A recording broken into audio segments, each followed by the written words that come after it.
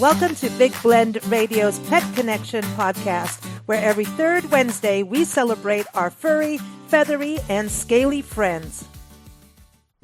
Welcome, everybody. Today we're so excited to have Mark Rowlands join us. He is a professor and chair of the philosophy department at the University of Miami. He's a leading figure in the morality of animals and the author of 23 books, all on the philosophy of mind, the moral status of non-human animals, and cultural criticism.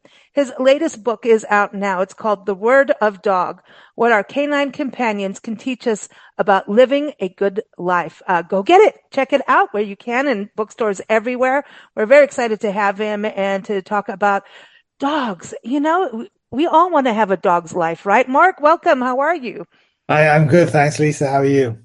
Oh, doing good, doing good. Excited to have Angela Laws back on here, our pet sitting friend from Trusted House Sitters, who's in New Zealand right now. So welcome back, Angela. Lovely to be here. And hi, Mark. And this is going to be a really, really interesting conversation today. Looking forward to it. Yeah, I know, I am too. I mean, don't we all want to have a dog's life? Is there something to that, Mark? Having a dog's life? I think there is. I think dogs live it's a very different life than ours because they relate to time in a different way. So I think there are probably certain things we can learn from them. I spent most of my life with dogs, apart from when I was very young. There were a few dogless years when I was in university, but pretty much the whole of my life has been spent with dogs. So you might have thought that I'd have picked up a bit more, but wheels turn slowly sometimes, and these things take time. But the book, the current book, was inspired by my dog Shadow, who's a looking Lyonese German Shepherd, and his daily walks on the canal that runs behind our house. And yeah, sorry, go ahead. No, I was just excited because he's got such good energy, reading about him. And it just, when you watch your dogs, when obviously Angela and Nancy and I have had many dogs in our lives, but also watch them. Like, I always just think they know so much more, and they're happy so long as they're not being in an abusive or traumatic situation. But the dogs are like happy, and they remember things, they remember routines. And I've heard so many people say, well, dogs don't have they don't really have a brain kind of thing like us humans. And I just disagree. What would you think? Because it seems that you really watch your dog Shadow and just kind of like test this and that. Do you think dogs have a brain? Because I certainly do. I think they know things. They know when you're going to leave the house. They know if something's upset. I mean, I could make a list of why dogs are smart. I'm just tired of people putting animals down about brain size and brain matter. Right. Yeah. No, you're obviously mixing with the wrong sort of people then, Lisa, Because, when Angela's on the show. Right. Yeah, I mean, the whole idea that dogs are not incredibly intelligent is just a very unintelligent idea. They're super smart. And I think we sometimes we don't realize just how smart they are. And it's not just intelligence. I mean, intelligence is one part of a sort of a life, but I mean, I think one thing dogs are really good at that we're not at all good at really is taking delight in the marginally positive, right? So every day, we're all right. We got a couple of hours before I have to go, but every day I'll go and pick up my youngest son from school, and this involves a drive across town, and when I say to Shadow, do you want to come with, he just explodes into a paroxysm of delight, jumping on sofas, running up walls and so on. Now he's been doing this for years. He knows nothing much is going to happen, right? He knows that all we're going to do is get in the car, drive across Miami, pick up my son, drive back, and straight back in the house. So he knows, but for him, that going on this car trip is slightly better. It's marginally better than staying in the house, and he delights in this sort of marginal positivity. And I think so much of life The best we can hope for is the marginally positive, on any given sort of average day. That's probably the most we can hope for. So I think, if we could find a way of being more like dogs in this respect and taking delight in the marginally positive, that's not a bad thing that's not a bad way to be. Yeah, I love this because it's like having gratitude, right? I belong to a Yeah, Facebook group on gratitude, and like Willie Nelson says his life turned around the day he started counting his blessings instead of the bad things in life, right? And yeah, so that's what I yeah, love about it. I love the part in the beginning of the book where you talk about how he gets his leash shadows, like, oh, and even yeah, the little dog that we're taking care of right now, little Starling, she's lost her elder brother, yeah. was a very sick dog, and we've taken care of a few times, and 14 medications, but the sweetest, smartest dog. Like you could have a full conversation with this dog. Like he Yeah. helped us edit a magazine once. He just didn't know it. Well, I think he did, but he looked at us like, no. I've done pet podcasts with pets in the room, and they love it. They'll just sit there like they hear these voices. But I know a dog who's also sadly passed by at this point now. Sarah would sit there. She was going blind and deaf. She was elder, but she Yeah. would sit there. And then if I wasn't quite getting along with the guest or something, she would sit up, look at me, shake her head, and then lie back down and do a big sigh. Isn't Right. that interesting? So they Yeah, yeah, know, they know, but I think they know those little things like little Starling upstairs. If you just mention her little pink ball, and it has to be the pink ball, her whole right. life is cheered up, and she's not thinking about her brother who's recently passed. And so this is kind of a good pattern interrupt for her, Yeah, to have right. that, but you stick to routine. Isn't that part of it for dogs, is the routine of Yeah, knowing I'm yeah, going for that drive like Shadow. I yeah, know we're going to have an improvement here, yeah. No, I think that's absolutely right, and I've often wondered why, and I think it's probably because the dogs live in a world that we create for them, and we have we have ultimate say so on what happens, and so one of the few sort of sources of power that a dog has in this world that we made for it is the power of knowing what comes next, and I think that's why they get so Mm. attached to it. Yeah, that makes sense. Angela, with all your pet sitting experiences, and then, being a pet parent for so long too, don't you see that routine and that joy that Mark is talking about with dogs, that just, hey, we get this extra treat, or, whatever it is, that little bit of extra. I think what it is they live in the moment. I mean, unlike us, they live, as Mark says, they take pleasure in the small things, but they live in that moment and they appreciate that.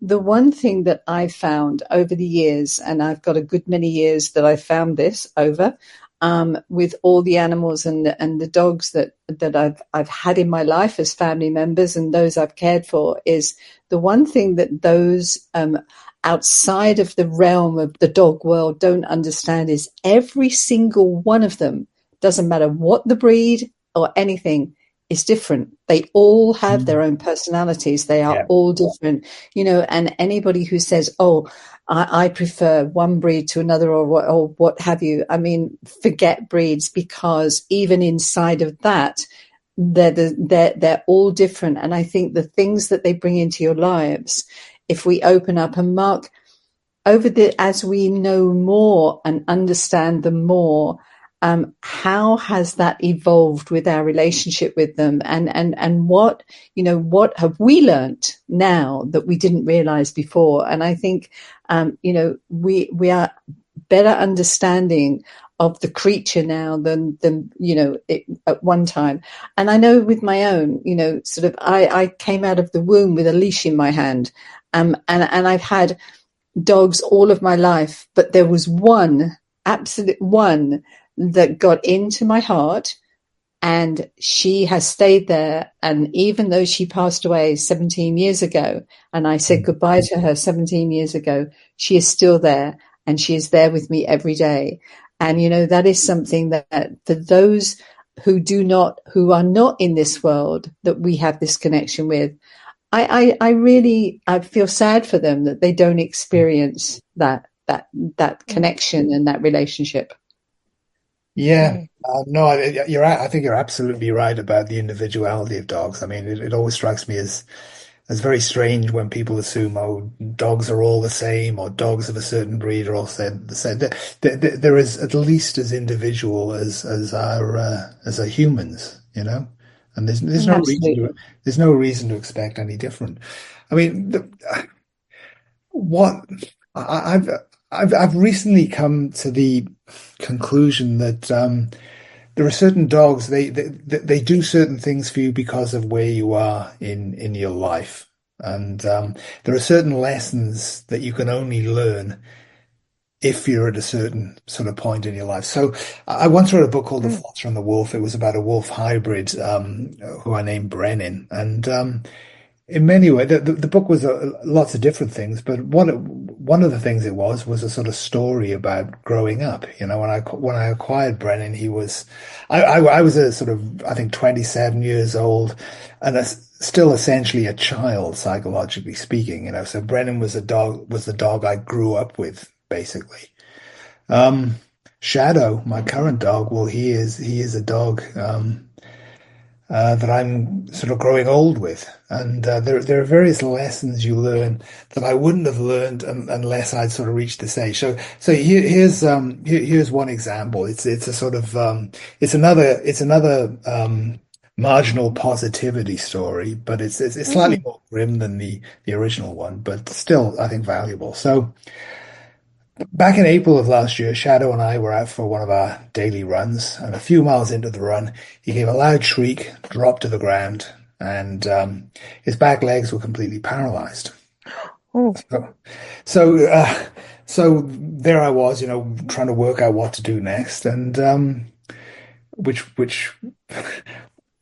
was yeah, well, it doesn't really matter what I was thinking. What he was thinking, presumably, was something like that. This is awful. He was very frightened. I could tell. And there's something he did. It took what happened. The vet thinks was probably what a spinal embolism, a bit of cartilage that got into the blood supply to his spine, cut off the blood supply, and paralysis in in the back legs was the result. There's something he did, and eventually, after 5 to 10 minutes, the movement started to return a little bit, enough for him to get up and move around. But before that happened, when he was still lying on the ground. He did something that sort of made a big impression on me. When he fell, he was lying in the sun, and being in the sun is not a good place to be if you live in Miami and you have a big black fur Mm-hmm. coat. And so, what he did was drag himself, use his front legs that were still moving to drag himself out of the shade, out of the sun into the shade. I thought this is a great sort of it's a great example of how to live once you reach a certain age where you start to understand that life has an end and you can you can appreciate your strengths and weaknesses, and so you start to speculate about how this end might come and so on and so on. But what Shadow did was a great example of, a great antidote to being overwhelmed by this sort of thing, overwhelmed by the future. Well, okay, you control what you control, and you focus on the moment. Because what's the operating principle? Well, the operating principle is, okay, this is awful. What's just happened is awful, but at Mm-hmm. least now, in this moment, I'm slightly better than I was the previous moments. I Mm. think that's a sort of useful antidote to an overly temporarily sort of extended view of the future. Mm-hmm. That's living now in the present, right? And then Yeah, taking it's, I mean, if you look at that one step at a time, one day at a time, that kind of, you know, it's interesting because right now we're in Asheville, North Carolina, and we are here all the time. We love Asheville and we have good friends here. And the hurricane came through, Hurricane Helene, and yeah, our friends went through it. A lot of them went through it, but our friends at the bed and breakfast at Lion and Rose Bed and Breakfast, who we just saw, they went through it. Actually, we were recording a podcast as we were going through it in Florida. They're like flooding at the time, and yeah, the next day it was really bad, and it wasn't expected what happened here with the hurricane. And yeah, we just spent the night there 2 nights ago, and we were talking about this. I said, "Well, how are the two dogs?" And they have a cat and two little Shih Tzus. I don't know if it's Shih Tzu or Shih Tzu, but I call them Shih Tzus. They're sweet Yeah, little dogs. One's a puppy, and yeah, I said, "Well, how were they?" And they're like, "No, they didn't know what was going on." And um, they are still going through the rebuilding process. They're in as open, but they're going through the absolute hell of what the world of insurance and FEMA yeah, and all of that is, right? yeah. I can But imagine. we've been talking about that. Like you have to stay in the present. I mean, they went for a month without water in Asheville, before people had running clean water that they can consume and bathe Yeah, in properly. And so every time we talked with them, it was, we're just taking it literally at this point, one breath at a time. And the dogs I mean, you're sitting there without electricity, without power. What have you got? You've got a roof over your head. So they were like, our building is still standing. We've got some drama. So it was always this, what do we have? Yes, we don't have this right now. And the dogs were like, okay, well, we're going to go, play spinnies in the house, a bed and breakfast kind of thing, go zoomies, yeah, play, keep the dogs happy. And that kept them happy. But it is still at that point of like, you have to just accept what is. And I think dogs teach us accepting what is, be in that present moment and know that something will shift. And then, okay, let's just jump into the next space, almost like playing a board game. And for them, with this hurricane and all this drama, there was this constant, and it was love for each other, human and animal. And to just know that it's not going to stay this way and to know, okay, well, today we have water. Well, that's a huge thing. And how many of us take water for granted, yeah, So for them, they were doing zoomies around the bed and breakfast like the dogs when they got water, you know? yeah, yeah, So all these little things that we take for granted, dogs like, even if it's the same mundane thing, it's that shift of, I don't know, the routine I think is it's like, yeah, we're going to do something new and different. Maybe we're going to go to the beach. Maybe we're going to do this and that. But no matter how bad things are, it's those little shifts that we have to appreciate. Maybe, suddenly the dog gets wet food and they've been living on kibble during the hurricane or something and they get wet food. They're going to be like, oh, this is cool, and yeah, be yeah, grateful for it. yeah, yeah, You know what I mean? I'm kind of going with what you were saying, but like this, yeah, the humans were going through this, and I think the dogs saved their psyche through it yeah, all. You yeah, know, yeah, It- I really do. It's interesting. So with dogs, it is interesting how you have them, and I think we remember them through, like what you were saying, through that stage of our life and what we did with them through that stage of our life. If you were young, were you running on the beach with them, or elder, were you sitting at the beach with them while they ran around, that kind of thing. And so yeah, you create memories like music almost. yeah, yeah. Well, you could, yeah, in some way it is. It's like, when you have two different musical motifs that gradually weave together and become sort of indistinguishable. It is a bit like that.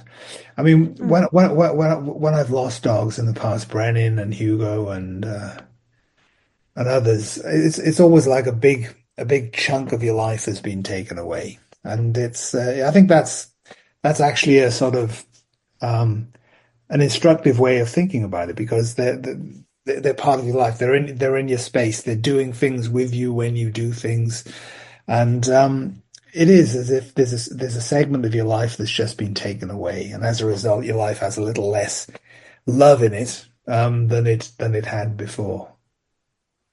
what about consciousness? Um, when you are sitting with a dog and petting a dog, Yeah, right? When you think about how humans have a hard time meditating, if you sit still and you think you're going to go, oh, mong, rung, rung, and I'm going to just beam up and meditate and not have all that stuff in my head, that's not happening for me. But if I sit and pet a dog, all of a sudden I'm in that meditative state. right. And it's almost like you're there.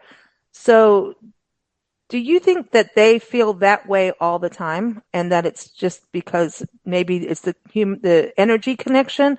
What is that? You know Yeah. what I mean? I mean, anything I say would be speculation, and I don't like to sort of speculate. I really don't know. Okay. Short answer. Okay. But you know what I mean? That kind of Yeah. Yeah, that I they know. bring consciousness.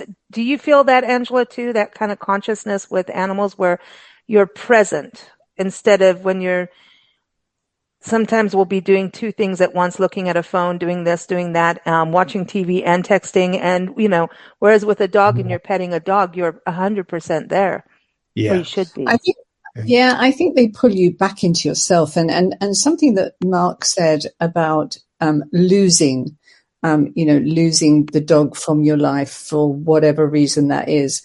And as you know, Lisa, that I volunteer with the Blue Cross in the UK on their pet bereavement support line. And it never ceases to move me when I'm talking to bereaved pet parents, owners, whatever context you want to put them, or that almost always the line that the when they come to us, it's, I never thought it would hurt this much, and I've actually grieved and cried more than I did for any human I've lost. And I think, Mark, to your point about they come into your life, they're with you 24/7. It's not like your human family members that actually go off to school or they go out for the day or they do this or they Yeah. do that. Yeah. The dog that comes into your life is part of your life and they're your purpose. And I think when they go, that purpose is gone. For Yeah. however long that takes. Some people, some bereaved pet parents sort of get through this very quickly. Others don't. But yes, I mean, I have my daughter is an emergency and critical care vet, and she manages a hospital in Glasgow. And from the very early age, she always wanted to go into medicine, and she wanted to do human medicine. And she was really, really focused. I mean, she wanted to be a pediatrician, and that's what she was going to be. And from the age of, I don't know when, it was like me with a leash in my hand. Hers was the stethoscope around her neck. But when she was about 12, she was at boarding school. And when she was about 12, she used to go to all of these talks and from visiting physicians and one thing or another. I mean, she was obsessed. That's all she wanted to do. But what she came home and she was talking to me and she said, "Mummy, I've decided I don't want to do medicine." And I went, "Really?" And she said, "Yes." She said, I really don't want to." And I said, and as I say, she was focused on pediatrician. And I said, but what, how have you come to that, Nikki? And she turned around and she said, "Mummy, I could never tell a parent that they were going to lose a child." And I mean, for a 12-year-old, that was really profound. And we carried on with the conversation. And then we got further down through this conversation. She said, "But I have decided what I want to do instead." And I went, "What's that?" She said, "I want to be a vet." And I went, okay. I said, "Yeah." And then obviously the conversation carried on. And at one point I said to her, "But you know what you said to me about losing a child?" I said, "Those owners," and I use the term owners, to them, their pet, their dog, their cat, whatever it is part of their family. And they will be losing a family member. And to some, whether you agree with this or not, but it's true, to some, it's like having a child. Mm-hmm. And she turned around to me and she said, "Yes, Mummy, but you don't ever expect to outlive your child." Mm-hmm. And I looked at her and I said, "Okay." And I had no response to that because it's very, very true. But that's how she, she came to terms with that. And as a vet, she realizes that there are those pet parents that come in with their animals, that they're going to lose them. And it is like losing, it's bereavement, and you can't say it's just a dog or it's just a cat. And through the helpline that I work with, I know how heartbroken people are, and that is what they do for us. But for the time that we have them, they make our lives better. Mm. Mm. Yeah. So a lot of people have an idea. Well, happiness, for example, is a feeling that exists inside you. I just don't think that's what happiness is, really. I think happiness can be, if you're lucky, it can be all around you in the sort of Hmm. the life that you inhabit. So when you have a dog who's happy, um, and that dog dies, then this huge chunk of happiness Mm, that was in your life has now gone. The same Hmm. with love. Your dog loves you, then this huge chunk of love that was in your life is now not there anymore. And mm. it's you're bereaving your dog, but you're also bereaving your world that you had with the dog. Yeah. Yeah, it's the story. It's those memories, and the Yeah. I mean, that's it. Like here with this little starling, so we're keeping her occupied and loved, and she's come out of her shell so much, just even for the few days we've been here, and she knows us, but because the family was grieving, like it's serious grief, they even felt like them leaving and going away because they're looking at everything that, when you lose someone who lives in your home, Mhm. everything in the home reminds you of them for some reason, you Yeah. know? Yeah. So it's really a thing. So they're like, you know what? We need to, I call it pattern interrupt. And, so the routine needs to stay, but it needs a break. So us coming in, Starling's playing more than when they were home. They were messaging me today saying she hasn't been playing. So Yeah. we're like really thrilled. She's happy. She's tail wagging.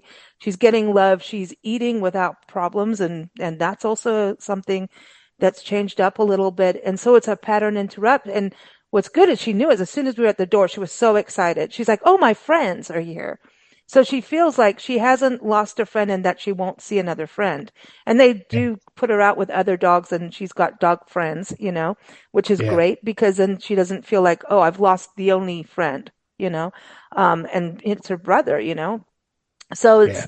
it's Yeah. really interesting about how these connections are and to realize, and it makes you slow down. I think that's the beauty of what you're doing with your books is getting us to slow down and actually pay attention to all these little things in life that we go through. And a dog is like that reflection of our life. They really they are. They let us know what's going on and they take time. I mean, if you watch dogs, they take time to rest. They take time to groom, to clean, to play, and that reminds us to play too. I always say that one of the best things about dogs is they get us away from our computers.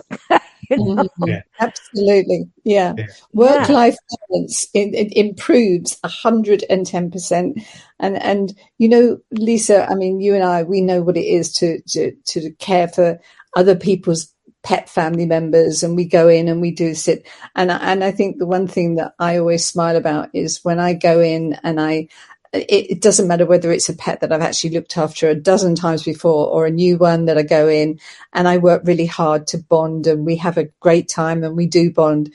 And you're there and you think, you know what, this animal really, really, I'm this person, I'm its person. And you think, I've got this relationship and this is great. The moment that real people walk back through the door, it's like you're chopped liver. Well, Yeah. yeah, I did like you while you were here, but you can leave now because they're back. Yeah. And that's how it should be. And I think Yeah. it's amazing that, sort of what we do as sitters and go in and care for animals and pets and pet family members is such a privilege. But you're right. I mean, I work remotely, as does Lisa and Nancy. And it gets me away from, because when I get up in the Hmm. morning, can't immediately go to my computer. I have to, I've got, Let the dogs out. I've got Who let something, the dogs out? yeah, I've got something that actually needs me to do more than what I do for myself all the time. And I think that's where it's really, it's a lifestyle change for us as well. Mm. Yeah. Yeah. Mark, I was going Well, to ask you about the curiosity too of dogs, that those lessons that they teach us. Like even when you're walking Shadow, doesn't Shadow look at things that you probably as a human may not even think of looking at? the things he looks at are largely determined by things he thinks he can chase. So if anything looks chaseable, then he will look at it very closely. And if he decides, yes, it is chaseable, he'll start stalking it. So it's a very sort of focused, if you like, way of looking at the world. And that's Mm. because of what he is, you know. Hmm. Squirrels. Yeah, Squirrels it's a squirrel. here is it's mostly iguanas. He Yeah, loves yeah, Oh yeah. yeah.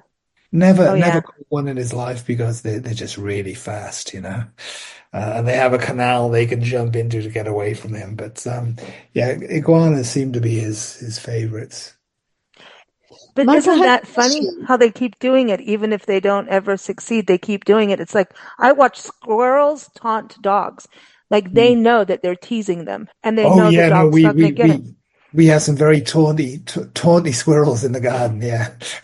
And now the shadow's getting older, they're getting more and more vocal. Mike, Um, I have a question about Shadow and like you're going off to school and he goes with you and he gets all excited. And I have a Labradoodle that I've cared for many, many times, Barkley. And Barkley's dad, his best friend, every afternoon takes Barkley for a ride in his Barkley mobile, which of course has to be a Mercedes Benz. yeah, And they go at 4 o'clock on the dot every day. And they go to Barkley's sort of favorite park and walk around. yeah, And when I care for Barkley at 3:30 in the afternoon, he's at the door waiting to go into the garage to get into his car, and he sits yeah, there until 4 o'clock, and I take him out. Now, yeah. I look and I go, okay, can you tell the time? No. Is this routine and learned behavior? And what is it that you're doing this for? Is it because you are used to doing it, or you know in advance what that joy is that you get from it? And that's a question I always ask myself. I ask Barkley too, but he looks at me and he goes, okay, you're British, I'm American. Don't quite understand where you're coming from, but yeah, let's go. So yes. So is it routine? Is it the anticipation of the joy? I mean, so complex.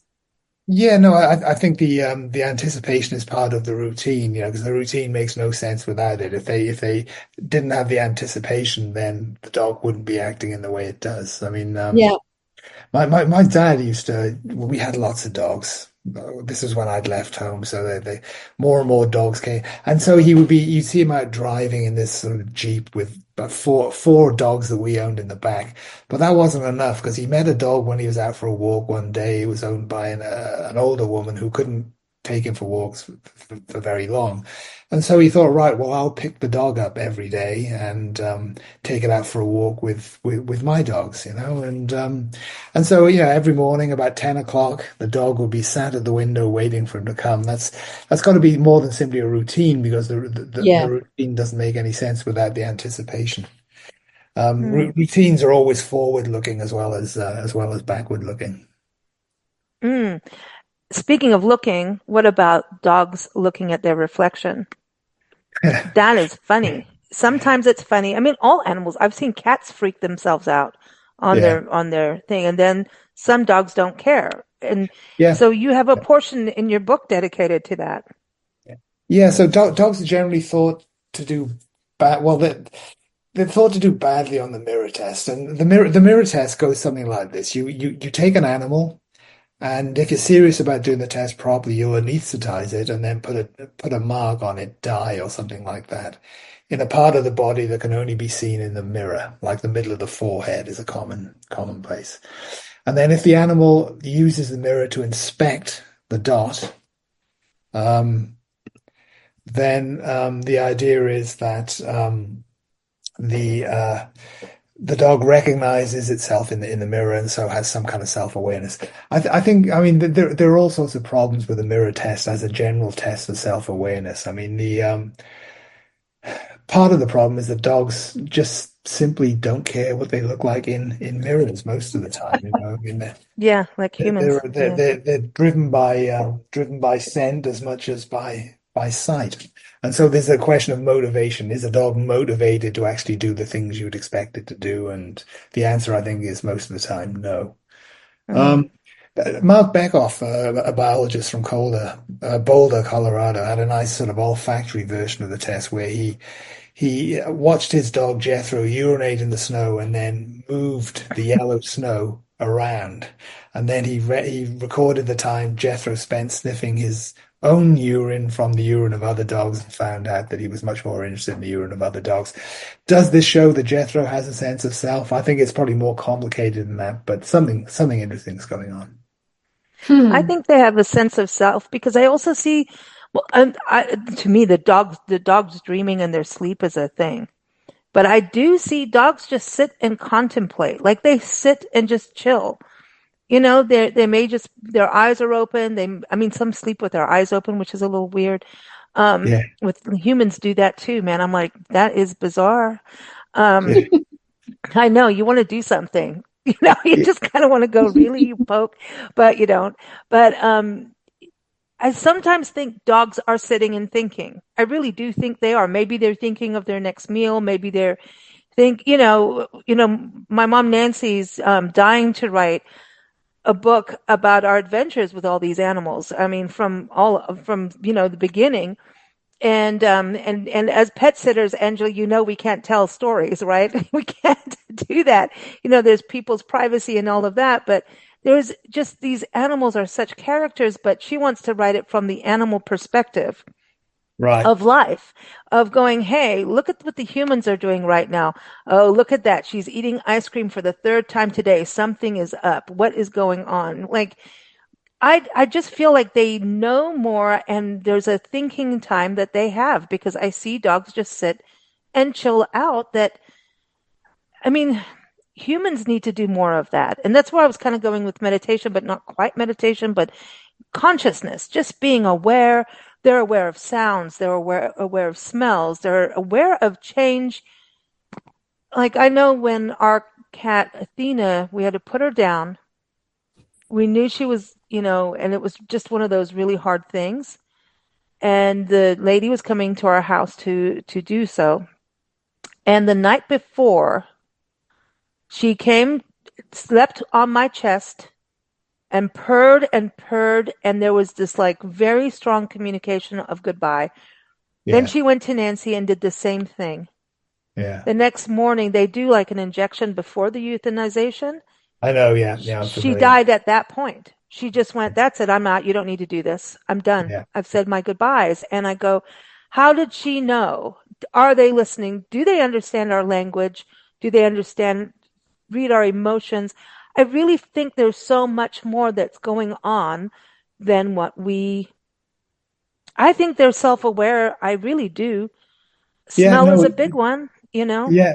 Well, I think th th there's lots of different forms of self-awareness, and certainly in many forms, animals are self-aware. I think being aware of yourself is part and parcel. It's bound up with having any sort of conscious experience. When you see something, when Shadow sees an iguana out on the canal bank, bound up with seeing something as an iguana is anticipations of what the iguana will do if you do certain things.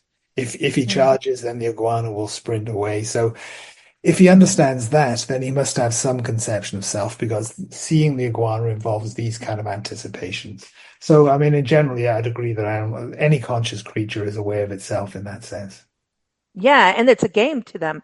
That's part of their game, and that's part of going to hunting. And I mean, they Yeah, yeah. are, they're wild Yeah. animals still in there, you No, know.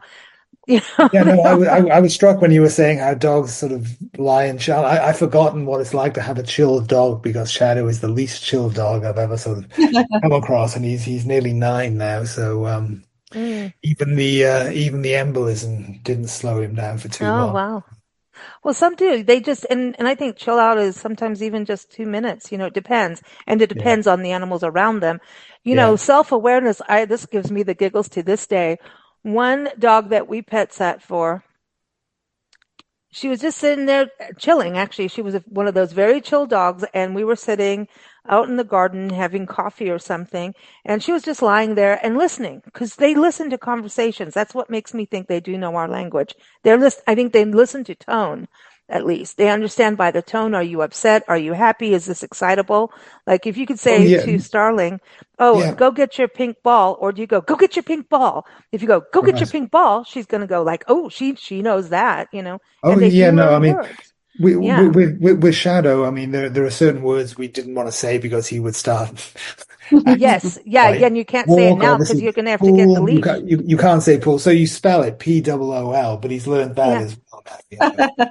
They do. Well, Tilu, though, we're sitting there having our coffee, and all of a sudden she farted and she turned around and looked at her butt to make sure was it her, and she sniffed her butt to see if she farted. So if that's not self-awareness, I don't know what is. Right? I'm Yes, sorry, yeah. but it's funny. That's a very So, interesting version of the mirror test. Yeah, well, that or yellow snow. Frank Zappa would love that, but yeah, but yeah, I think they're so curious, and I don't know. I always think we can learn so much from dogs yeah, in routine because routine is good. yeah, Routine is good for yeah. humans.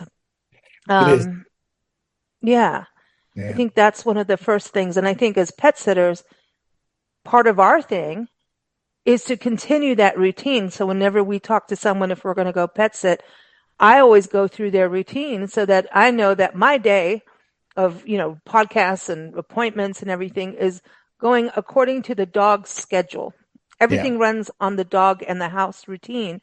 Right. And Yeah, it's like dogs know when the postman's come even before the car has arrived. yeah, When we lived out in the desert in Joshua Tree, I remember when I would go and buy birdseed, the pigeons, because we had all these pigeons and we had all the feral cats, and they all got along yeah, somehow. The pigeons would fly above the car and follow me to the grocery store. I'll get the birdseed and come home. But if I wasn't going for birdseed, they knew and they didn't follow. yeah.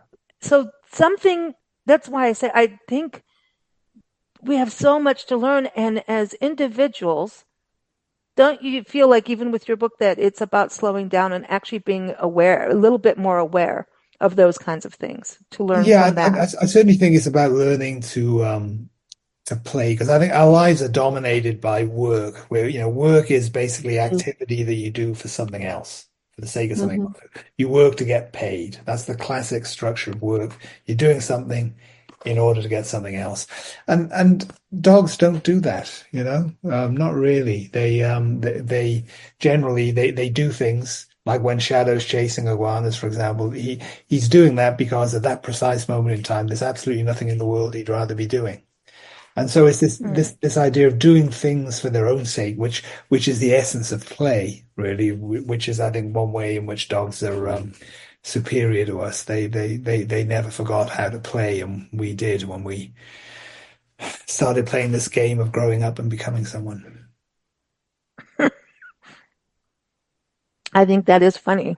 When you think about it, we're just, as kids, we play doctor and then we become one, right?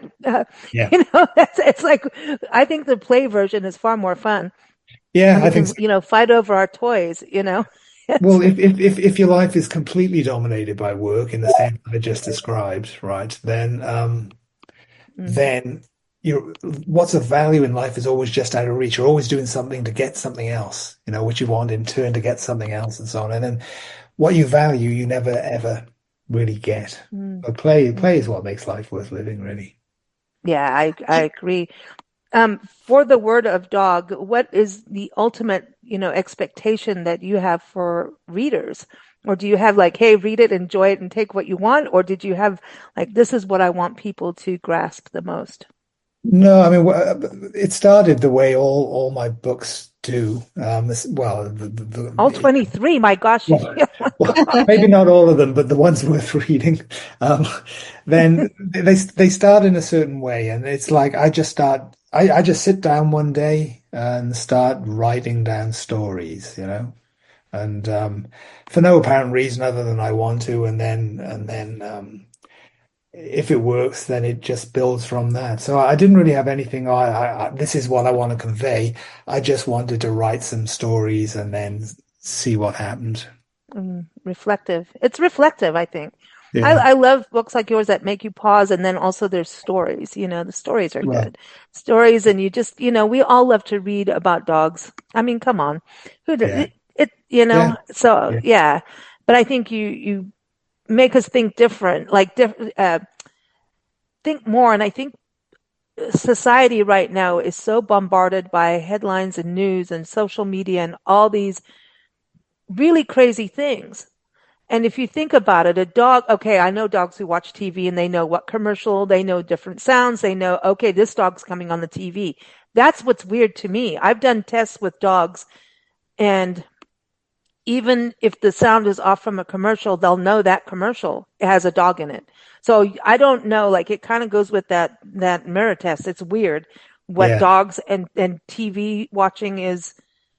I mean, there's one dog that went for any kind of animal thing, and then I put Godzilla on, and it didn't work. So I didn't know if it was because it was in black and white. So I don't know.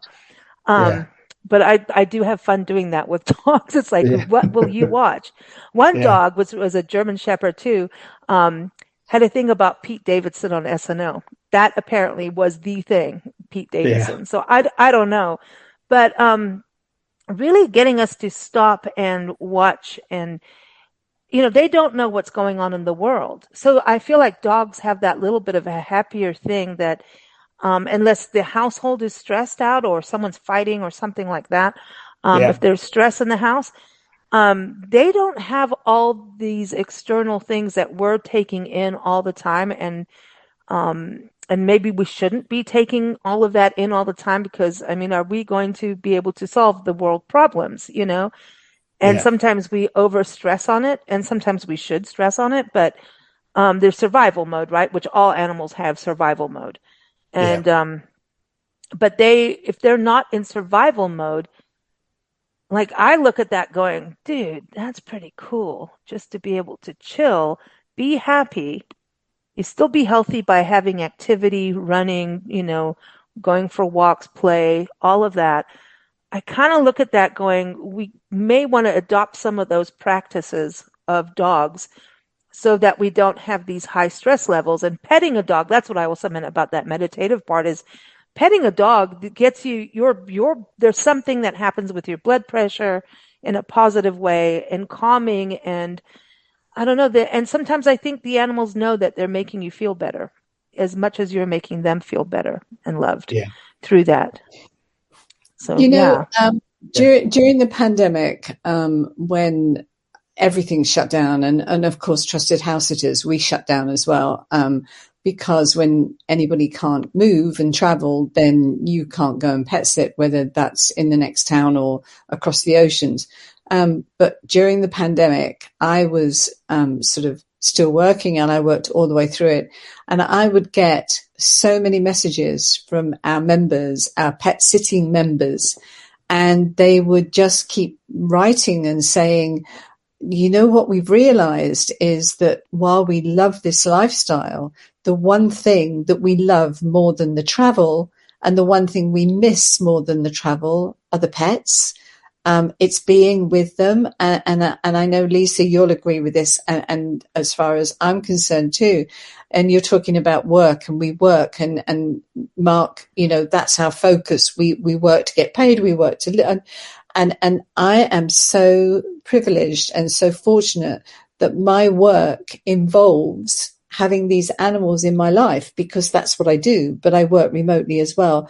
And for those who are fortunate enough to be able to work remotely, this lifestyle of pet sitting is, as we've said, work-life balance and all of those things. But there's so much research that has gone into the mental and physical sort of advantages and benefits of having a dog in our lives, or pets in our lives, but dogs mainly, because they make you do something out of yourself. And I think it can't be emphasized enough to those who feel, what is a dog, what is a pet, that actually, you know, we are so interconnected. And if we realize that, it's like that saying, you know, dogs speak, but only to those who listen. And we Mm, do, if we mm, listen, we hear Yeah. and we are.